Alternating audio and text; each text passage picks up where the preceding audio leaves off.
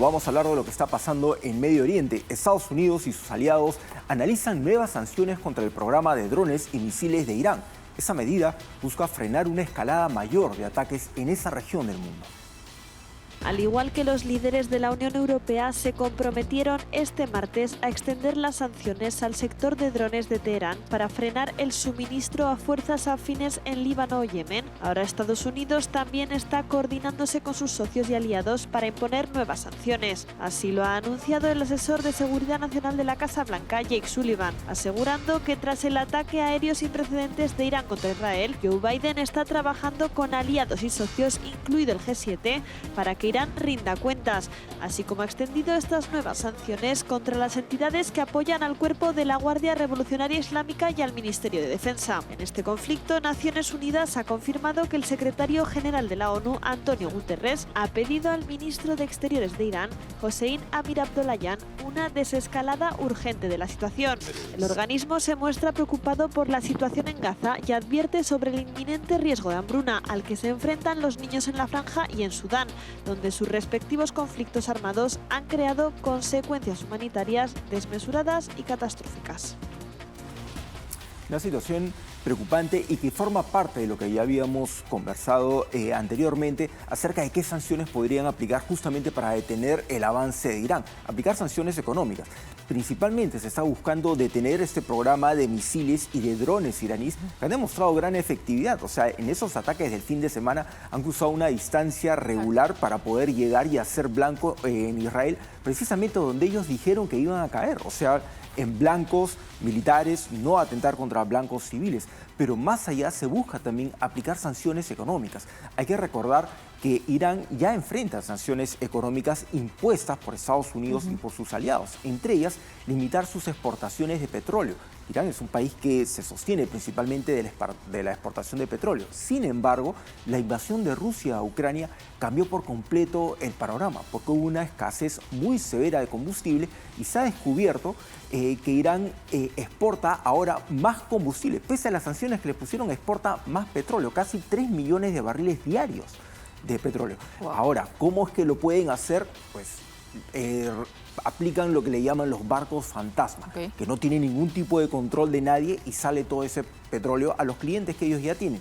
Principalmente se está buscando responsabilizar a China, que es su principal comprador, su principal socio económico es China, 20.000 millones de dólares de negocios que tienen con Irán, además de los otros clientes que tienen, digamos, dentro de negocios como Turquía, Pakistán, India, Kuwait incluso. Entonces, de ahí es donde se sostiene todo el dinero que obtiene Irán para desarrollar todos esos programas de armas. Programas de armas que luego se utilizan y lo vemos, ¿no? Porque no es que Irán esté en un peligro de que alguien vaya a invadirlo. Esos programas son para normalmente financiar a otros grupos o darles acceso a otro tipo de tecnologías, que es siempre el cuestionamiento que se le hace a Irán, ¿no? Así es, parte de los recursos que ha obtenido Irán no solamente van para potenciar su propio desarrollo de armas, digamos, la industria del mismo país, sino también para solventar a otros grupos armados.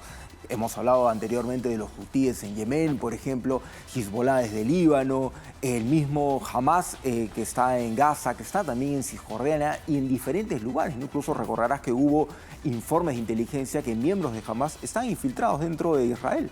Y es una situación. ¿Y cómo crees que se vaya a dar el apoyo dentro de la comunidad internacional?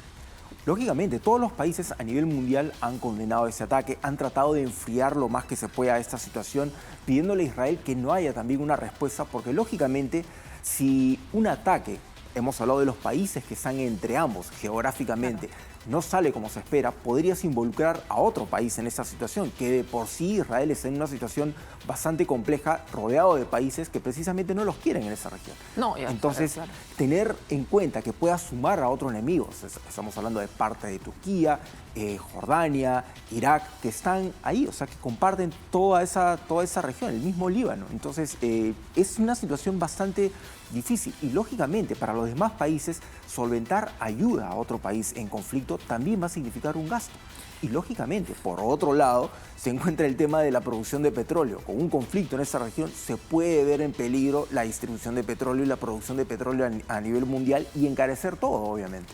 Y ya en estos momentos se empieza a sentir el aumento del precio del crudo. El crudo, si uno se ha dado cuenta, y eso nos damos cuenta automáticamente, vamos a poner gasolina, ¿no? Ya te das cuenta que de pronto la gasolina ha empezado a subir y se estaba manteniendo estable. Y es un poco a raíz de todos estos conflictos que suceden, que a veces sentimos tan lejanos. Así es, no son, o sea, más que otra cosa, estos conflictos generan incertidumbre, generan dudas respecto a lo que pueda pasar. Y es ahí donde los mercados se ven afectados. Muchas de las inversiones se apoyan también en la confianza que tú puedas tener en cómo se va no solamente exportando, sino cómo se va transportando todo. Entonces, cuando pasa esto, ahí es donde empiezan a subir los precios por esa misma incertidumbre.